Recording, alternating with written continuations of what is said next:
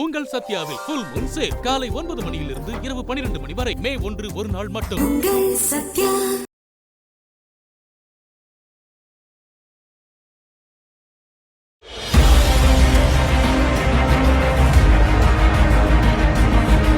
அரசியல் அரங்கத்திற்கு வணக்கம். வணக்கம். இன்றைய தினம் பல்வேறு செய்திகள் வந்திருக்கு. அதை பற்றிலாம் பேசுறதுக்கு முன்னாடி உங்களுடைய வேர்ல்டு டூர் எப்படி இருந்துச்சு? வேர்ல்டு ரொம்ப சிறப்பாக இருந்துச்சு. கடைசி எந்த நாட்டுக்கு போனீங்க? கடைசியாக ராம்நாட் போனேன். ராம்நாட்டுக்கு? ஆமாம். அடுத்து ஒரத்தநாடு, வயநாடு, அப்புறம் வந்து பாப்பா நாடு, இல்லைன்னா அப்படிலாம் போகிறான். இல்லை அப்படி இல்லை, என்ன நான் கேட்க வந்துடுறேன். அதாவது இலங்கை வந்து ஒரு இனப்படுகொலை செய்த நாடு. அந்த இலங்கை நாட்டுக்கு நீங்கள் சுற்றுலா போகிறது தமிழ் தேசியத்திற்கே எதிரானது அப்படின்னு சொல்கிறாங்களே. கண்டிப்பாக, டெஃபினெட்லி. ஏங்க 1.5 லட்சம் தமிழர்களை கொத்தா கொண்டிருக்காங்க. தமிழ் ஈழத்துக்கும் தமிழ் தேசியத்துக்கும் எதிராக நிற்கிறாங்க. 30 ஆண்டு கால கனவை அழிச்சிருக்காங்க பல்வேறு நாள் வந்து. அப்படிங்கும்போது இலங்கைக்கு நம்ம சுற்றுலா போகிறது வந்து தமிழ் தேசியத்துக்கு எதிரானது. அதே மாதிரி பர்மா நீங்கள் பார்த்தீங்கன்னா முதல்ல தமிழர்கள் வந்து எங்கே அடிக்கப்பட்டாங்கன்னா பர்மாவில் தான். ஆமாம். ஏன் அங்கே இருக்கக்கூடிய மக்களுக்கு இணையாக தமிழர்கள் வந்து வளர்ந்துட்டாங்க, பொருளாதார ரீதியாக வளர்ந்தாங்க. குறிப்பாக வந்து பர்மாவில் இருந்த நாட்டுக்கோட செட்டியார்கள் அங்கே பர்மாலேருந்து வந்தவங்க காரைக்குடியை வந்து பார்த்துட்டு, நாட்டரசன் கோட்டையை பார்த்துட்டு என்ன பண்ணியிருக்காங்கன்னா, இன்னும் இவ்வளோ பெரிய மாளிகையா, நம்ம பொருளாதாரம் பூரா இங்கே வருதா அப்படின்னு ஒரே நாளில் அங்கே இருக்கக்கூடிய நாட்டில் போய் பண மதிப்பிழப்பு, காசு செல்லாதுன்ட்டான். அப்போ வச்சிருந்த தமிழர்கள் பூரா நடுத்தருக்கு வர பெரிய கலவரம் ஏற்படுது. தமிழர்கள் அடித்து விரட்டப்பட்டாங்க. அப்படிப்பட்ட பர்மாவுக்கு டூர் போகிறவன் எவ்வளோ பெரிய தமிழின விரோதியாக இருக்கணும். போகக்கூடாது. மலேசியா கடாரம் கொண்டான் கப்பல் விட்டான்னு சொல்கிறோம். அந்த மலேசியாவில் தமிழர்கள் அடித்து வரட்டப்பட்டாங்களே பினாங்கு போன்ற இடங்கள்ல. அப்படிப்பட்ட மலேசியாவுக்கு கொத்தா போகிறாங்க தமிழ்நாட்டிலேருந்து. எனக்கு அதை பார்க்கும்போது நம்மளை அடித்து நம்மளை விரட்டுன்னு இடங்க அது. தமிழர்னாலே அடித்தாங்க, தமிழர்னாலே ஓட விட்டாங்க, பெரிய கலவரம் நடந்துச்சு. அங்கே போய் தமிழர்களை துண்டா கொத்தா கொன்ன அந்த நிலத்துக்கு போய் இப்படி போகிறாங்கன்னு போது எனக்கு உண்மையிலேயே அவங்களை நினைக்கும் போது இவங்கெல்லாம் தமிழின விரோதிகள், டபுள் ஏஜெண்டுகள் அப்படின்னு எனக்கு தோணுது. அதே போல் வந்து கர்நாடகா மஞ்சள் சிவப்பு கொடியை வச்சுக்கிட்டு இந்த பக்கம் எல்லை தாண்டி வந்து தமிழ் மொழியை அழிச்சிட்டு போகிறாங்க. எவ்வளவு ஏத்த இருக்கும். தமிழ் எழுத்து அழிக்கிறான்ல, ஒவ்வொரு முறையும் தண்ணி கேட்கும் போது தமிழன் தாக்கப்படுதான். ஒக்கணைகள் எனக்குன்றான், மேகதாத்துல அணை கட்டுவன்றான், காவிரி தண்ணி முழுக்க தமக்குன்றான். உலக நதி ஆணையமே சொல்லுது ஒரு நதி எங்க அதிகமா பாயுதோ அவங்களுக்கு தான் சொந்தம்னு.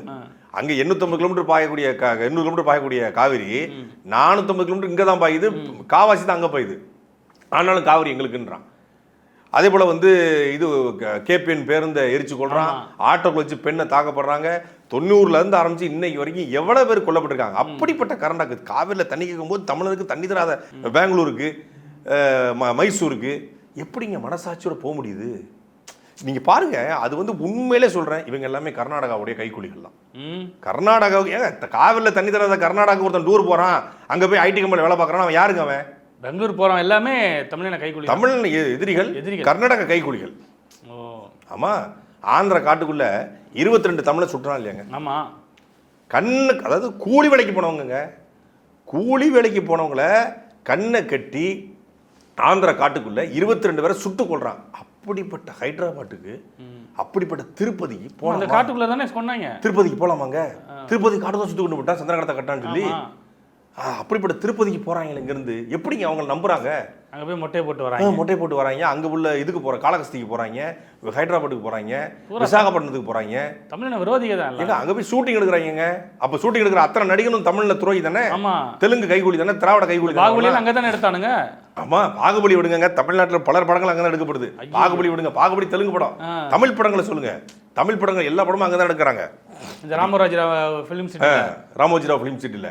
அப்போ அவங்கெல்லாம் எவ்வளோ பெரிய தமிழில் விரோதிகள். ஐடி நிறுவனங்கள் ஹைதராபாத்தில் வேலை பார்க்குற அத்தனை தமிழனுமே இந்த தமிழனை சுட்டு கொண்டிருக்கானே. திருப்பதியில் வந்து ஆந்திர காட்டில் சுட்டு கொண்டிருக்கானே. நம்முடைய எல்லை பகுதியை பிடிச்சு வச்சிருக்கானே. அப்படி படத்துக்கு போகலாமா? காஷ்மீர் பக்கத்து போகலாம்ல. நீங்கள் அதை விடுங்க. தமிழனுக்காக கட்டப்பட்டதுங்க முல்லை பெரியாறு. ஆமாம். இங்கே தமிழனுக்காக கெட்டப்பட்டது. கெட்டியவே பெண்ணிய குயிக்கு. ஆனால் கெட்ட வேலை பார்த்த அத்தனை பேரும் தமிழங்க. நம்மளுடைய சேதுபதி மன்னன் காலத்தில் தான் அது முதல்ல தொடங்கப்படுது. அதுக்கான ஒரு விதையை போடுறாங்க. ஆனால் அவரால் வந்து பொருள் செலவு பண்ண முடியலன்னொடனே அப்புறம் பெண்ணிக்குவிக்கு வந்து அந்த இடத்த ஆய்வு செய்து தேனி, மதுரை உள்ளிட்ட இந்த ராமநாதபுரம் உள்ளிட்ட இந்த 5 மாவட்டங்கள் செழிக்கணும் அப்படிங்கிறதுக்காகத்தான் அந்த முல்லை பெரியாறு அணையை கட்டுறாரு. ஆனால் எனக்கு தான் உரிமை, அணையை உடைச்சிட்டு நாங்கள் புதுசாக கட்டணும். ட்ரிப் டேம் 999 வருஷம் அக்ரிமெண்ட் இருக்குது, அந்தளவுக்கு ஸ்ட்ராங்காக இருக்குன்றாங்க. ஆனாலும் கூட இப்போ வந்து அணை இடிப்போம்னு சொல்கிறான்.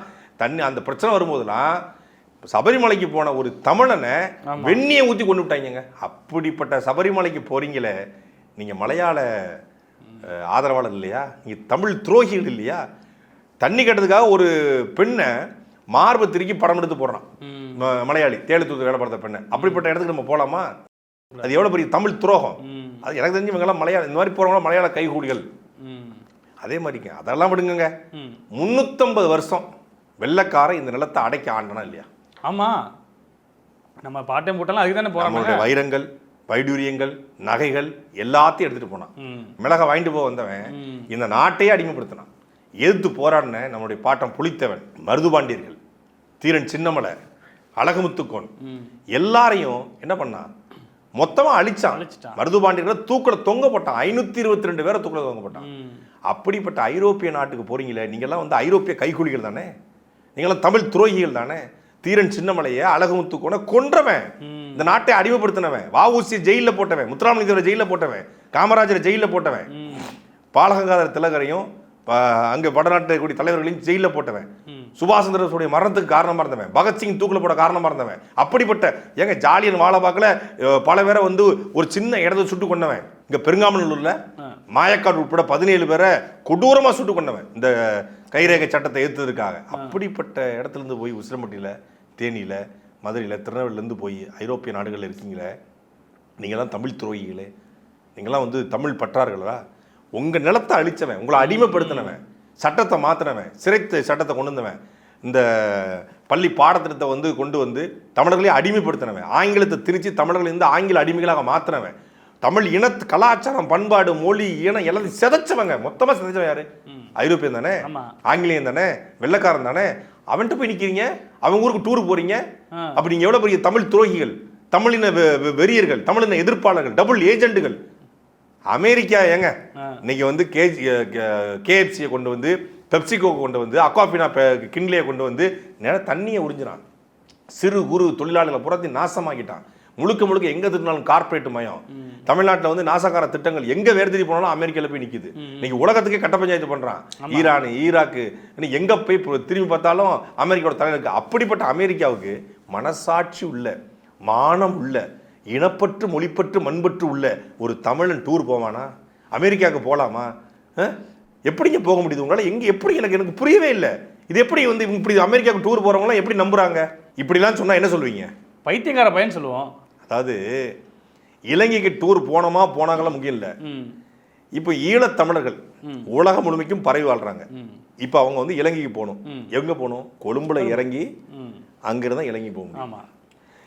ஈழத்தை ஆதரிக்கிற நீங்கள், தலைவரை ஆதரிக்கிற நீங்கள் எப்படி கொழும்புக்கு போகலாம் அப்படின்னு அவங்ககிட்ட போய் கேட்டேன்னு வச்சுக்கோங்க, வாயில் வண்ட வண்டையாக வரும். கொழும்புல மட்டுமே ஆயிரக்கணக்கான, லட்சக்கணக்கான ஈழத் தமிழர்கள் வாழ்றாங்க. தொழில் செய்கிறாங்க, தொழில் நிறுவனங்கள் செய்கிறாங்க.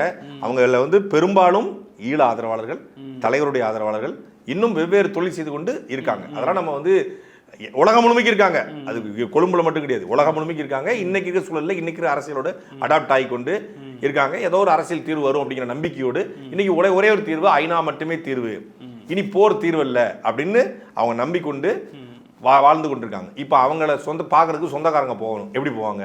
கொழும்பு போய் தான் போகணும். கொழும்புல போய் தங்குவாங்க. ஒன்று அவங்க வீட்டில் தங்குவாங்க, இல்லை உணவகத்தை விடுதியில் தங்குவாங்க.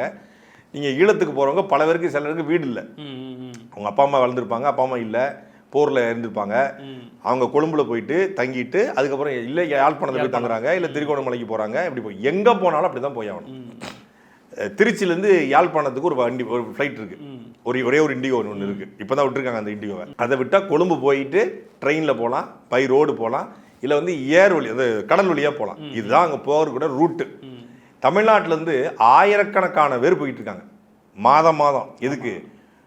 யாழ்ப்பாணம் போவாங்க, முருகன் கோயிலுக்கு போவாங்க, கண்டிக்கு போவாங்க, நல்லூர் முருகன் கோயில் போவாங்க, திருகோணமலை போவாங்க, கிளிநொச்சி போவாங்க, மன்னார் போவாங்க. பல்வேறு வகைகளில், அதாவது நட்புகளை பார்ப்பதற்கோ, உறவுகளை பார்ப்பதற்கோ, இல்லை சுற்றுலாவை பார்ப்பதற்கோ, இல்லை இப்போ வந்து அங்கே இருக்கக்கூடிய தொழில் ரீதியாக பிஸ்னஸ் ரீதியாகவும் இங்கிருந்து யாழ்ப்பாணத்துக்கு பிஸ்னஸ் பண்ணக்கூடிய தமிழ் இருக்காங்க, யாழ்ப்பாணத்துலேருந்து வந்து இங்கே பிஸ்னஸ் பண்ணக்கூடிய தமிழ் இருக்காங்க, இப்படி போயிட்டு இருக்காங்க. போர் சூழல் இருக்கு பார்த்தீங்களா, போர் சூழலில் இங்கிருந்து அங்கே போய் நின்றுட்டு ஏதாவது ஒன்று பண்ணுறோன்னு வச்சுக்கோங்களேன், அப்போ அது வந்து சஸ்பீசியஸ். ஆமாம், போர் முடிந்து 15 ஆண்டுகள் ஆகுது. போர் முடிந்து 15. இப்போ யார் வேணாலும் போகலாம், யார் வேணாலும் வரலாம், இதுதான் சூழல். இவர் போகக்கூடாது, இவர் போகலாம் அப்படின்னு எந்த விதமான தடையும் அங்கே இல்லை. இப்போ போர் முழுக்க ஆயுதம் தாங்கி கொண்டு, ராணுவம் தாங்கி கொண்டு அப்படிலாம் நிலம் இல்லை. கொஞ்சம் கொஞ்சமாக அந்த சூழலிருந்து வெளியே இருக்குது. நெருக்கடிகள், சின்ன நெருக்கடிகள் இருக்குது. இன்னொன்று பொருளாதார தடை இலங்கையில் வந்ததுக்கப்புறம் அந்த பொருளாதார தடையிலிருந்து மீள்வதற்கே மிகப்பெரிய சிரமம் இருக்குது. ஒன்னே ஒன்று தான் தலைவர் சொன்னது, சிங்கள தேசிய இனமோ சிங்கள மக்களோ நாம் எதிரிகள் அல்ல. சிங்கள பௌத்த பயங்கரவாத அரசியல்வாதிகள் மட்டும்தான் நம்முடைய எதிரி. அந்த அரசியல்வாதிகளுக்கும் சிங்கள அரசுக்குமான சண்டை தான் அங்கே நடந்துச்ச ஒழிய சிங்கள தேசிய இனத்திற்கும் தமிழ் தேசிய இனத்திற்குமான சண்டை அல்ல. சிங்களவர்கள் நம்ம களத்தில் ஆதரவாக இருந்திருக்காங்க, சிங்கள ஊடகவியலாளர்கள், சிங்கள பத்திரிகையாளர்கள், சிங்கள மக்கள் களத்துக்கு நம்ம தலைவர் ஆதரவாக இருக்காங்க. சிங்களவர்களே நமக்கு வந்து பெரிய உதவிகளை பொருளாதார ரீதியாகவும் செஞ்சவங்க இருக்காங்க, எதிர்த்தவங்களும் இருக்காங்க. இன்னைக்கும் இப்படி ஒரு தலைவன் வந்துட மாட்டானான்னு கனவு காணக்கூடிய எத்தனையோ சிங்களவர்கள் இருக்காங்க. அது மட்டும் இல்லை, சிங்கள அரசு அது எந்த அரசு வந்தாலும் தமிழ் ஈழத்திற்கும் தமிழ் தேசியத்திற்கும் அமைப்புக்கும் எதிராக இருக்கும், அதில் மாற்றுக்கிறதே கிடையாது. ஆனால் கொழும்புக்கு ஒருத்தன் போகிறதுனாலே அவன் தமிழ் தேசியத்திற்கும் தமிழ் ஈழத்திற்கும் எதிரானவன் அப்படின்னா, தமிழ் உலகம் முழுமைக்கு இருந்து லட்சக்கணக்கான பேர் கொழும்பு வழியாக போகிறாங்க, அவங்களெல்லாம் துரோகிகளா அப்படிங்கிற கேள்வி இருக்குது. இந்த மாதிரியான பைத்தியங்கள் இருக்குது பாருங்க. இந்த பைத்தியங்கள் நேரம் நம்ம செலவு பண்ணவே கூடாது. நான் போனேன்னா போலையா, நான் எதுக்கு போனேன், எங்கே போனேன் அப்படிங்கிறது என்னுடைய உடை, என்னுடைய உணவு, என் பயணம், அது என்னால் தீர்மானிக்கப்படுது. இதை தீர்மானிக்கிறதுக்கு வேற எவனுக்கும் உரிமை கிடையாது உலகத்தில். உங்கள் பயணம் உங்களுடையது, உங்கள் உணவு, உங்கள் உடை உங்களுடையது. நீ ஏன் இங்கே போன, நீ ஏன் அங்கே போன, நீ ஏன் இவருக்கு போன அப்படின்னு சொல்கிறவன் என்னன்னா அட்டென்ஷன் சீக்கிங் பைத்தியமாக இருப்பானுங்க. இல்லைன்னா வந்து ஏதாவது ஒரு அதை வச்சு ஒரு அரசியல் பண்ணணும்னு நினைக்கக்கூடியவங்க, கான்ஸ்பிரசி தியரி பேசுவானுங்கல்ல, அந்த மாதிரி கும்பல் மாதிரி பேசிட்டு இருப்பானுங்க ஒழிய உலகம் முழுமைக்கு நம்ம போகலாம், யாரும் எந்த தடையும் விதிக்க முடியாது. நம்ம தவறு செய்யலை, நம்ம தப்பு செய்யலை அப்படின்னா நம்ம உலகம் முழுமைக்கும் எங்கே வேணாலும் போகலாம். அடுத்ததா இப்போ வந்து ஒருத்தர் பதிவு போட்டுக்கிறாரு, என்னன்னா நேற்று திருச்செந்தூர் முருகன் கோயிலில், இன்று சீரடி சாய்பாபா கோயிலில் தேர்தல் முடிந்த பிறகு கோயிலாக சென்று கொண்டிருக்கிறார் விஜய்.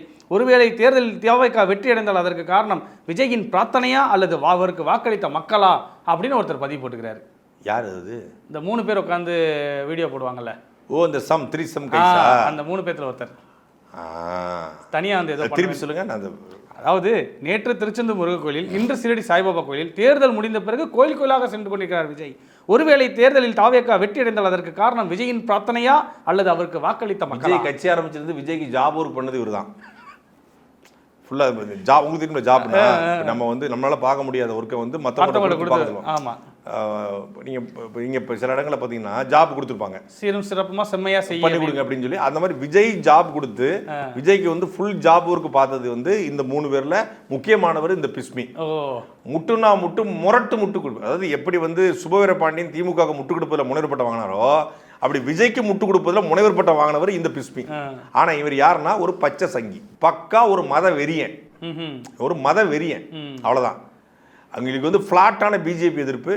ஏன் பிஜேபி எதிர்ப்பு? பிஜேபி இஸ்லாமியக்கு எதிராக இருக்கு, அதனால பிஜேபி எதிர்ப்பு. கோயிலுக்கு போனா அவன் தப்பானவன், இவங்களோட பார்வையில் கோவிலுக்கு போனாலே அவன் தப்பானவன் அப்படிங்கிற மாதிரியான கருத்து உள்ளவங்க இந்த கும்பல். அந்த பைத்தியார் கும்பல் மாதிரியே தான் இதுவும். ஆமாம், இலங்கைக்கு போனாவே தப்பு. இஸ்லாமியர்கள்ல அந்த மார்க்கத்தை முழுமையாக பின்பற்றக்கூடியவர் இருக்காங்க. என் மதம் எனக்கு, உன் மதம் உனக்கு, லக்கும் தீனுக்கும் வலியுதீன் அப்படிங்கிற ஒருத்தன். இவர்கள் அந்த கேட்டகரி கிடையாது. இது மதவெறி பிடிச்ச கேட்டகரி.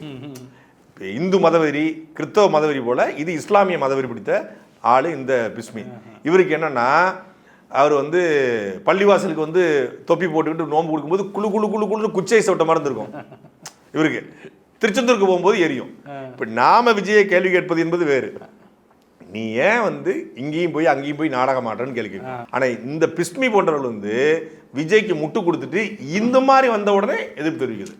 அவர் வேலை பிடிச்சா எதிர்ப்பு தெரிவிக்கிறது, அவர் வந்து சீரடிக்கு போனால் எதிர்ப்பு தெரிவிக்கிறது, அவர் திருச்செந்தூர் போனால். அப்போ நீ உன்னுடைய நோக்கம் வேற. நீ நல்லவண்ணா அவர் நீ பள்ளிவாசலுக்கு வந்த போதே எடுத்துருக்கணும். நீ எப்படி வர்ற, நீ தப்பா இருக்குது அப்படின்னு நீ சொல்லியிருந்தா நீ நல்லவன்.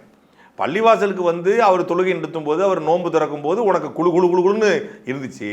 ஆனால் இப்போ கையில் வேலை பிடிச்சி திருச்செந்தூருக்கு போது எரியுது அப்படின்னா பிரச்சனை உன்கிட்ட இருக்கு. முதல் விஜய் தப்பான ஆளு, ஆனால் விஜயை கேள்விக்கிறது உனக்கு தகுதி கிடையாது. அதான் நான் சொல்ல வரேன். விஜய் தப்பான ஆளு தான், மாற்று கருத்து கிடையாது. நாகூர் தர்கா, வேளாங்கண்ணி, சீரடி, திருச்செந்தூர் இப்படின்னு ஆன்மீக பயணம் போகிற ஒருத்தன் அரசியல்வாதியாகவோ மக்கள் தலைவனாகவோ 100 விழுக்காடு இருக்க முடியாது. அவன் மக்களை ஏமாத்துறதுக்காக வராரு. இதே வந்து தேர்தலுக்கு முன்னாடி பண்ணியிருந்தா அது ரொம்ப ரொம்ப தப்பாக போயிருக்கும். அப்போ மக்களை ஏமாத்துறதுக்காக தான் போகிறேன். அந்த கருத்து சரியானது, அதை சொல்வதற்கு பிஸ்மிக்கு தகுதி கிடையாது தான் நான் சொல்கிறேன். இப்போ அடுத்ததாக வந்து இப்போ இந்த தேர்தல் அப்போ பார்த்தோம்னா சென்னையிலேருந்து தென் மாவட்டங்களுக்கு போகிறதுக்கு வந்து போக்குவரத்து நெரிசல் ஆயிடுச்சு, பேருந்தே இல்லை, இது வந்து டிவிக்கு ஓட்டு போடுறதை தடுக்கிறாங்க அப்படின்னு சொல்லியிருந்தாங்க. இப்போ இன்றைய தினம் லாங் வீக்கெண்ட் வந்திருக்கு, வெள்ளி சனி ஞாயிறு 3 நாள் லீவு. இப்போ நேற்றைய இரவு இங்கேருந்து தென் மாவட்டத்துக்கு போனாங்க அத்தனை பேருமே போக்குவரத்து நெரிசலில் சிக்கி தவிச்சிருக்காங்க. கிளாம்பாக்கத்தில் பேருந்தே இல்லை அப்படிங்கிற ஒரு சூழ்நிலை வந்திருக்கு. இது வாரம் ஆணுச்சுனாவே இந்த ஒரு பிரச்சனை வருது இங்கே சென்னையிலேருந்து தென் மாவட்டம் போகிறதுக்கு. இதுக்கான காரணம் என்னவா இருக்கும்? இல்லை, இது எப்போதுமே இருக்கிறதா. இப்போ வந்து ஒரு காபந்து அரசு இருக்கு, இன்னும் வந்து இன்னொரு 5 நாள் தான் புதிய அரசு, எந்த அரசும் அமைய இருக்கிறது. அப்போ நீங்கள் போக்குவரத்துறை அமைச்சருடைய கட்டுப்பாட்டில் இல்லை, போக்குவரத்து ஆணைகள் இருக்காங்க, அவங்களுடைய கட்டுப்பாட்டில் இருக்குது. அது சரியாக அவங்க வந்து மக்களை பற்றி கவலைப்படலை அப்படிங்கிறத அது காட்டுது. அவங்களுடைய மெத்தன போக்கை தான் காட்டுது. என்னன்னா தமிழ்நாட்டில் வந்து இலவச பேருந்துன்றாங்க. இலவச பேருந்து யாருக்கும் தேவையில்லை. நீ பேருந்தை ஒழுங்கா விடு, நான் காசு கொடுக்குறேன்னு சொல்கிறான். இப்போ இங்கே கிளாம்பாக்கத்துக்கு போகிறவங்க எல்லாருமே, சரி ஊருக்கு போகிறவங்க எல்லாருமே யாரும் இலவச பேருந்துக்காக போகல. கண்டிப்பாக எல்லாருமே 1000மோ 2000மோ எடுத்து டிக்கெட்டுக்கு உள்ளவங்க வசதி படிச்சிருக்காங்க, தொழில் செய்கிறாங்க, இல்லை பல்வேறு தொழிலகங்களை பணி செய்கிறாங்க. இவங்க எல்லாரும் வந்து இலவச பேருந்து கேட்டாங்களா, இல்லை நல்ல பேருந்து கேட்டாங்களா, இல்லை பேருந்து கேட்டாங்களா? பேருந்து இருந்தால் நேரத்துக்கு பேருந்து கூடுறான்னு கேட்குறாங்க. ஆனால் இந்த 3 கட்சிகள், திமுகவாக இருக்கட்டும், அதிமுக இருக்கட்டும், தாவேகா இருக்கட்டும், தேர்தல் வாக்குறுதியாக நாங்கள் இலவச பேருந்துனா நேரத்துக்கு பேருந்து, சரியான பேருந்து, எனஃப், அதாவது தேவைக்கு அதிகமான இல்லை தேவைக்கு ஏற்ப பேருந்துகளை கொடுப்போம் அப்படிங்கிறது தான் சரியான அரசாக இருக்க முடியும். அதை செய்யாமல் நான் இலவசம் தருவேன் இந்த மாதிரி இலவசம் தருவேன்னு ஓட்டு போட்டிருந்தா நீங்கள் காத்தான் கிடக்கணும். 8 மணி நேரம், 10 மணி நேரம், 12 மணி நேரம் நீங்களும் காது கொடுக்கணும், அந்த இலவசம் எதுக்குறவங்களும் காது கொடுக்கணும். என்ன பிரச்சனைனா இந்த மாதிரி வந்து வாக்கிற்கு பணத்தை வாங்கிக்கிட்டோ போலி வாக்குறுதியை வாங்கி கொண்டோ ஓட்டு போடுற மக்களால் என்ன நடக்குதுன்னு அப்படின்னா இவங்களும் பாதிக்கப்படுறாங்க, நல்லவனும் பாதிக்கப்படுறான். இந்த இலவசத்தை எவன் எதுக்குறானோ, இந்த போலியான ஃப்ரீ பீஸை எவன் எதுக்குறானோ அவனும் சேர்ந்து அதில் பாதிக்கப்படுறான். இது ஒரு அரசினுடைய அதிகாரிகளுடைய அலட்சிய போக்கு. தமிழ்நாடு போக்குவரத்துறை எவ்வளவு மோசமாக நலிவடைந்திருக்கிறது, எவ்வளவு நஷ்டம் அடைந்திருக்கிறது, பேருந்துகளே இல்லாத ஒரு போக்குவரத்தையாக மாறி இருக்குது என்பதற்கு தொடர்ச்சியாக நடக்கக்கூடிய இந்த கிளாம்பாக்கத்தினுடைய பிரச்சனைகள் வந்து பெரிய சான்று. நீங்கள் வந்து 70 ஆண்டு கால ஆட்சி, இவ்வளோ பெரிய பேருந்து நிலையம் அவனுக்கும் தேவையில்லை. என்ன பண்ணுறான்னா ஃப்ளைட்டே கிடையாது, ஆனால் ஏர்போர்ட்டை பெருசாக கட்டுவான். ஆனால் பஸ்ஸே கிடையாது, பெரிய பஸ் ஸ்டாண்டாக கட்டுவான். அதாவது ஆமாம், இல்லைன்னா அதாவது மாட்டை பூரா விற்றுட்டு மாட்டு கொட்டகை கட்டினா அப்படி இருக்கும், அது மாதிரி தான் ஃப்ளைட்டை பூரா விற்றுட்டு ஏர்போர்ட் கட்டுறது, பஸ்ஸை பூரா இல்லாமல் ஆக்கிட்டு பஸ் ஸ்டாண்டு கட்டுறது. 450 கோடிக்கு பஸ் ஸ்டாண்டு கட்டுறதுக்கு 40 கோடியில் பஸ் ஸ்டாண்டு கட்டி மீதி 400 கோடிக்கு 400 பஸ் வாங்கிருக்கலாமே. ஒரு பஸ் 1 கோடி வருமா அதிகபட்சம்? அது 50 லட்சம் தான், 50 லட்சம் பாடி கட்டுறதுலாம் சேர்த்து நீங்கள் தரமான பேருந்து இறக்குனா கூட சொகுசு பேருந்து, விஜயோட கேரவனே 6 கோடி தான்றாங்க. 1 கோடிக்கு நீங்கள் தரமான பேருந்து, லக்ஸுரி பேருந்து வாங்கலாம், வேற லெவலில் வாங்கலாம். 400 வண்டி வாங்கியிருக்கலாமே. 450 கோடி பட்ஜெட், 50 கோடிக்கு ஒரு பஸ் ஸ்டாண்டை கட்ட முடியாதா? எங்க பஸ் வந்து நிற்க போது அவ்வளோதானாங்க. அங்கே படுத்து தூங்கி நாங்கள் பிள்ளை பத்து குடும்பம் நடத்த போகிறோமா? அங்கே உட்காந்து 10 நிமிஷம் நிற்க போது வந்து போயிட்டு இருக்க போகிறோம். அங்கே ஒரு கழிவறை கட்ட போகிறீங்க, 4-5 கடையை கட்ட போகிறீங்க. ஏன் அந்த கடை குழுன்னு இருந்தால் நாங்கள் போகிறோமா? எஸ்கலேட்டர் எவையா கேட்டது? பஸ்ஸை கூடியா?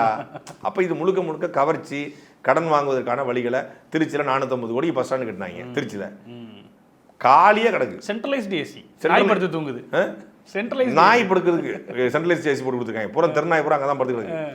அது தேவை கிடையாது. அழகா 50 கோடியில் உலகத்தரமான பேருந்து தான் கட்டிக்க முடியும். நீங்கள் முழுத்த நல்ல திடலை எடுத்து கூட கட்டிருக்கலாம். பேருந்து வந்து நிற்க தானே போகிறான், அதில் என்ன இருக்குது? 10 நிமிஷம் ஆளை எதிர் கிளம்ப போகிறான்.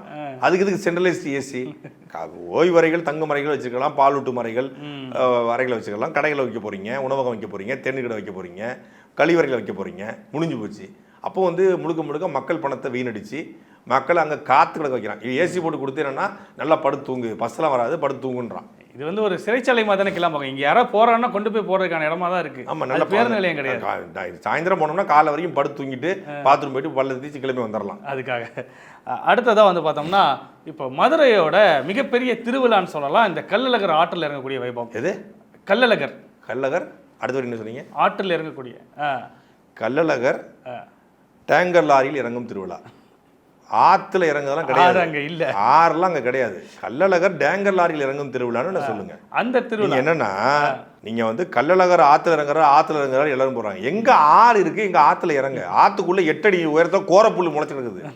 ஆற்றுக்குள்ள 1 அடி கூட தண்ணி கிடையாது. ஆற்றுக்குள்ள ஒரு இது கட்டிட்டாங்க, இது சிமெண்ட் வச்சு ஒரு பாலம் மாதிரி கட்டி அதுக்குள்ள தண்ணியை நிரப்பி வச்சுருக்காங்க. அந்த தண்ணிக்குள்ள டேங்கர் லாரியில் கொண்டு போய் தண்ணியை வந்து ஊற்றிடுறாங்க.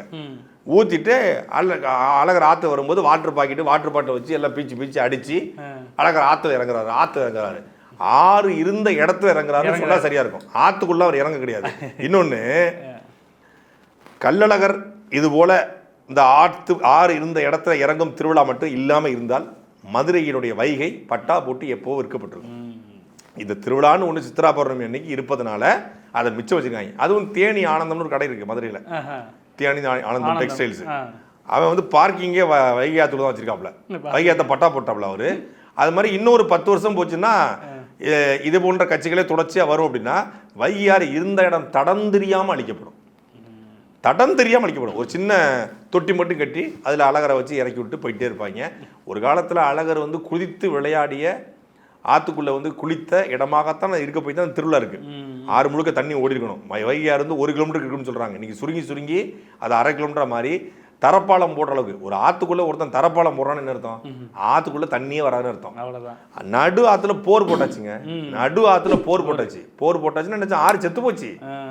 ஆறை கொன்று முடிச்சுட்டு அழகரை கொண்டாடி கொண்டிருக்காங்க மதுரையோட மக்கள். ஆனாலும் எதை பற்றியும் கவலைப்படாமல் யார் ஆறை அள்ளி தின்னாங்களோ, யார் ஆற்றுமல்ல கொள்ளையடிச்சாங்களோ, யார் ஆற்றுக்குள்ளே குப்பையை கொட்டினாங்களோ, யார் தேனியானத்துக்கு மதுரை வைகை ஆற்றை விற்றாங்களோ அவங்களுக்கே திருப்பி ஓட்டு போட்டுருக்காங்க. அப்படிப்பட்ட அந்த திருவிழாவில் வந்து பார்த்தோம்னா மதுரையை சுற்றி இருக்கக்கூடிய எல்லா மக்களும் அங்கே போய் கலந்துக்குவாங்க.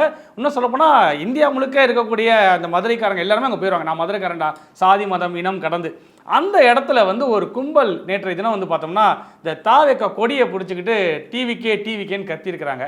இது மதுரை மக்கள் கொந்தளிப்பில் இருக்கதா சொல்கிறாங்க. அந்த செய்தி என்னாச்சு? இல்லை, நான் ஏற்கனவே சொல்லியிருந்தேன், நம்ம காணொலியில் கூட நாட்டெடுப்பில் கூட இது பேசியிருக்கோம். என்னென்னா, ஒரு அநாகரிகமான அரசியல் கூட்டம் தமிழ்நாட்டில் வளர்ந்து வருகிறது. எல்லாரும் நம்மகிட்ட கேட்குறாங்க, நிறைய பேர் தாவேக்காரங்களாம், எதுக்கு தாவேக்கான்னு பேசணும், எதுக்கு டிவிக்கேன்னு பேசணும்? நீங்கள் வந்து திமுகவை வந்து இவ்வளோ பெரிய ஊழல் கட்சி, இவ்வளோ பெரிய அராஜகமான கட்சி, எவ்வளோ கோடியை கொள்ளடிச்சிருக்காங்களே, அதை பேச விட்டு திமுக தாவேக்காவை பேசுகிறீங்க, டிவிக்கே பேசுகிறீங்க. ஏதோ விஜய் 1 கோடி 2 கோடி வந்து இது பண்ணியிருப்பார். விஜயனுடைய அந்த இன்கம் டேக்ஸ் வந்து 2 கோடி 1 கோடி இருக்கலாம். ஆனால் திமுக பலாயிரம் கோடி அடிச்சுக்குது. அப்போ அதுதானே பேசணும். பலாயிரம் கோடி அவங்க அடிச்சிருக்காங்களாம், இவங்க 1 கோடி 2 கோடி அடிக்கிறாங்களாம். அவங்க அதிகாரத்துக்கு வந்து பலாயிரம் கோடி அடிச்சிருக்கான். இவன் அதிகாரத்துக்கு வராமலே 1 கோடி 2 கோடி அடிக்கிறவன் அதிகாரத்துக்கு வந்தா எத்தனை கோடி அடிப்பான்? இந்த அன்னியின் படத்தில் கேட்பார்ல, 5 பைசா திருநா தப்பா, 5 பேர் 5 பைசா திருநா தப்பா, 5 பேர் 5 பைசாவை 5 தடவை திருநா தப்பா, தப்புல 2 லார்ஜி எக்ஸ்ட்ரா லார்ஜி மினிமம்னா அதெல்லாம் கிடையாது. தப்பு தான். அவ்வளோதானே, தப்பு தான். நீங்கள் 5000 ரூபா திருடினாலும் அதே தண்டனை தான், 50,000 திருடினாலும் அதே தண்டனை தான், 5 லட்சம் திருடினாலும் அதே தண்டனை தான், 5000 ரூபா லஞ்சம் வாங்கினாலும் அதே சிறைவாசம் தான், 50,000 வாங்கினாலும் அதே சிறைவாசம் தான், 5 கோடி வாங்கினாலும் அதே சிறைவாசம் தான். செக் மோசடியில் 5000த்துக்கும் அதே மோசடி, 50,000த்துக்கும் அதே மோசடி, 5 கோடிக்கும் 50 கோடிக்கும் அதே மோசடி. செக் மோசடி, அதே தான். Fraud is fraud, 420 is 420, cheating is cheating, அவ்வளோதான். Scam is scam. நீங்கள் 1,20,000 கோடி ஸ்கேமாக இருந்தாலும் அதுதான், 1 ரூபா ஸ்கேமாக இருந்தாலும் அதுதான். ஆருத்ரா மோசடியோ, ஹிஜாபு மோசடியோ, என்ன மோசடியோ, எல்லா மோசடியும் ஒரே மோசடி. இதில் என்ன சின்னது? கொலையில் வந்து இவர் வந்து நெஞ்சில் குத்தி கொண்டார், இவர் குதிங்காலில் குத்தி கொன்றார் அப்படின்னு தான் இருக்கா? குத்தி கொண்டேன், அவ்வளோதான். கொடூரமாக கொண்டாருங்க. இவர் வந்து இவருக்கு 150 வருஷம் தண்டனை. இவர் கொஞ்சம் சாஃப்டாக கழுத்தில் தலையணையை வச்சு பஞ்சு தலைஞ்சு அமைக்க கொண்டாரு, 10 வருஷம் தண்டனை இருக்கா? கொலை தான். தப்பு தான். திமுக தப்பு உலகத்துக்கே தெரியும். அது நீங்கள் வந்து யாராவது புதுசாக சொல்ல வேண்டிய தேவை இருக்கா? அது கரப்ஷன், கலெக்ஷன், கமிஷன் அப்படிங்கிற கட்சியாக மாறி போச்சு. ஆனால் புதிதாக தூய சக்தி திமுக தீய சக்தி, அதிமுக ஊழல் சக்தி, நான் தூய சக்தின்னு வரக்கூடிய ஒருத்தர் மீண்டும் அதே தவறை திமுக அதிமுக அந்த ஆள் எடுத்து போடுறதும், நீயும் அதே படோப அரசியல் பண்ணதும், நீயும் ஊழல் புலிப்படத்துடைய வருமானத்தை மறைப்பதும், லாட்ரி கும்பல்கிட்ட வந்து கொடுக்க பார்ப்பதும், அதே போல் வந்து செங்கோட்டையை தூக்கி வைப்பதும், கூப்பா கிருஷ்ணனையை ஜேசி பிரபாகரை எல்லாத்தையும் கொண்டு வச்சு நீ ஒரு ஆட்சியை கொடுப்பேன்னு சொல்வதும், திருப்பி எதுக்கு அதுக்கு தேவையில்லையே, திருப்பி அதுக்கு திமுகவுக்கு மாற்றி நீ எப்படி இருக்க முடியும்? பேய்க்கு மாற்று ஒரு பிசாசாகவோ, ஒரு தீய சக்திக்கு மாற்று இன்னொரு தீய சக்தியாகவோ, ஒரு பொய்க்கு மாற்று இன்னொரு பொய்யாகவோ, ஒரு ஊழலுக்கு மாற்று இன்னொரு ஊழலாக இருக்கவே முடியாத. அதனால தான் கேட்கிறேன். இதுக்கு வந்து திமுக பணம் கொடுக்குது, இதுக்கு அதிமுக பணம் கொடுக்குது, இது காங்கிரஸ். இது வரைக்கும் இப்போ தாவேக்கா வந்து நான் வந்து ஆரம்பத்தில் விஜய் ஒரு அரசியலுக்கு வரும்பொழுது நம்ம வாழ்த்தணும், பாராட்டணும். அப்போ யார் பணம் கொடுத்தாங்க? அப்போ வந்து இவங்க கொடுத்தாங்களா? தாவேக்கா கொடுத்தாங்களா? இப்போ விமர்சனம் பண்ணால் வந்து திமுக கொடுக்குன்றாங்க. இப்போ யார் பணம் கொடுத்தா? எல்லாமே பணம் அப்படின்னு நினைக்கக்கூடாது. ஒன்று தப்பாக இருக்குது, அதனால தான் அதை சுட்டி காட்டுறோம். அது தப்பாக இருக்க போய் தான் கள்ளழகர் ஆற்றுல இறங்கும் விழாவில் போயிட்டு கொடியை காட்டுறோம். அதுதான் தப்பு. அதனால தான் விமர்சிக்கிறோம். இன்னும் விமர்சிப்போம். இது திருந்தும் வரை, இது திருத்தப்படும் வரை, இல்லை திருந்தவே இல்லை என்றால் தொடர்ந்து கேள்வி கட்டி கொண்டே இருப்போம், தொடர்ந்து விமர்சனம் செய்து கொண்டே இருப்போம். திமுகவை ஏன் கேட்கலன்னு கேட்குறவன் 34 நாள் பிரச்சாரம் பண்ணணும், 34 நாள் பிரச்சாரம் பண்ணணும். இந்த பிரச்சாரங்களில் 45 நிமிடங்கள் திமுகவுடைய, திராவிடத்தினுடைய, திமுக ஆட்சியினுடைய மோசடிகளை தோலுச்சு காட்டியிருக்கிறோம். 15 நிமிடம் தான் கடைசியாக வந்து தாவேக்கா குறித்து பேசுவோம் எல்லா இடத்துலையுமே. கிட்டத்தட்ட போட்டிருக்க 3800 காணொலியில் 3000 காணொலிகள் திமுக காணது தான். சாட்டை ஆரம்பித்த நொடியிலேருந்து இன்னைக்கு வரைக்கும் 3000 காணொலி போட்டிருக்கேன். அந்த 3000 காணொலியில் நான் பேசாத புதுசாக பேசிட போகிறேன்னா, ஹையஸ்ட் வியூடு காணொலியே செந்தில் பாலாஜி போட்டு ஒரு 50 வீடியோ போட்டிருப்பேன். செந்தில் பாலாஜி கைது தொடர்பாகவே 50 வீடியோ போட்டிருக்கேன். இன்னும் லைவ்ல தான் இருக்கு. ஹையஸ்ட் வீடியோ திமுகக்கு எதிராக போட்ட வீடியோ தான், திராவிடத்துக்கு எதிராக போட்ட வீடியோ தான், பெரியாருக்கு எதிராக போட்ட வீடியோ தான், திமுகவோட ஊழல்களை பொன்முடிக்கு எதிராக ஒரு 25 வீடியோ போட்டிருக்கேன். நேற்றுக்கு வந்து என்ன 25 வீடியோ போட்டிருக்கேன். கேஎன்ஏருக்கு எதிராகனா அவங்க செஞ்ச தவறுகளை சுட்டி காட்டி இது எல்லாத்தையும் பேசியாச்சு. இங்கே ஒன்று தப்பாக இருக்கு. இப்போ நீ ஏன் அதை பேசல, நீ ஏன் இதை பேசல? அது ஏற்கனவே பேசியிருக்கிறேன், அது தப்பாக இருக்கு. நீ புதுசாக ரொம்ப தப்பாக வர்ற, தமிழ்நாட்டையும் நாசமாக்க வர்ற, என்னென்ன தெரியாமல் வர ஒரு ஐடியாலஜி, ஒரு எது இல்லை திமுகனா ஒரு ஐடியாலஜி ஒன்று இருக்குது. அது ஏற்கிறோம் எதுக்குறோம், திராவிடம்ங்கிற ஒரு ஐடியாலஜி இருக்குது. அந்த ஐடியாலஜி மீது கட்டப்பட்டிருக்கு. அது தமிழ் இனத்திற்கு, தமிழ் தேசியத்திற்கு எதிரானது, அது வேற. ஆனால் அதுக்கு ஒரு ஐடியாலஜி இருக்குது. நீ எந்த ஐடியாலஜியும் இல்லாமல் எந்த ஐடியாவும் வரும்போது கேள்வி கேட்க பாருங்க. எல்லா இடத்துலையும் போய் துண்டை தூக்கி ஆட்டுறது, கொடியை தூக்கி ஆட்டுறது, பொதுமக்களுக்கு இடையூறு பண்ணுவது, குடிச்சிட்டு வந்து பெரிய திருவிழாவில் போய் நிற்கிறது, இது ரொம்ப தப்பாக இருக்குல்ல. இதனால தான் இதை கேள்வி கேட்குறோம். இது வந்து தலைவர்கள் கண்டிக்கணும், கட்சி தலைவர் கண்டிக்கணும். தன்னுடைய ரசிகனை, தன்னுடைய தொண்டனை அரசியல் படுத்தாமல் அவன் அப்படியே இருந்தால் மட்டும்தான் நாம் வெல்ல முடியும், நாம் வந்து பெரியாள் ஆக முடியும்னு விஜய் நினைப்பதனால தான் அவன் அங்கே போய் கொடியை பிடிச்சி ஆட்டுறான். இதை வந்து அன்பால திருத்தணும், அன்பால திருத்தணும், அடித்து திருத்தவனை அடிச்சிடணும். தன் வீட்டுக்கு அடங்காத பிள்ளை ஊருக்கு தான் அடங்கும். இப்போ தாவேக்காரன் இந்த மாதிரி பண்ண இது நியூசன்ஸாக மாறும். மக்களே வந்து சட்டத்தை கையில் எடுத்து திருத்தினால் மட்டும்தான் இந்த கூட்டம் திருந்தும். இல்லைன்னா அதுக்கு வேறு வாய்ப்பே கிடையாது. இப்போ வந்து சரி ஏதோ சின்ன படத்தமாக பண்ணிட்டு போகிறாங்க, கடந்து போகிறாங்க. இது தொடர்ச்சியாக நியூசன்ஸாக மாறும்போது மக்கள் அடித்து விரட்டுவான். அந்த காலம் வந்து ரொம்ப நாளாக ரொம்ப தூரத்தில் இல்லை. கொடைக்கானலில் போய் பண்ணுறது, தேட்டரில் போய் பண்ணுறது, தொடர்ச்சியாக வந்து நியூசன்ஸ் ஆயிரும்ல. இது ஒரு நியூசன்ஸ் குரூப்னு பார்க்குறான் மக்கள். வந்து இது ஒரு நியூசன்ஸ் நான்சென்ஸ் குரூப்பாக இருக்குது. தாவேக்காங்கிறது ஒரு நியூசன்ஸ் கட்சியாக, நான்சென்ஸ் கட்சியாக தான் மக்கள் பார்க்க ஆரம்பிக்கிறாங்க. அது தாவேக்காவுக்கும் சரி விஜய்க்கும் சரி அது ரொம்ப ஆபத்தானது. அதனால் அவர்கள் திருத்திக் கொள்ள வேண்டும். திருத்தலைன்னா திருத்தப்படுவார்கள். இன்றைய தினம் வந்த பல்வேறு செய்திகள் குறித்து பேசணும். மீண்டும் நாளை அரசியல் அரங்கம் நிகழ்ச்சியில் சந்திப்போம். நன்றி. சாட்டை எடுத்து நாட்டை திருத்து.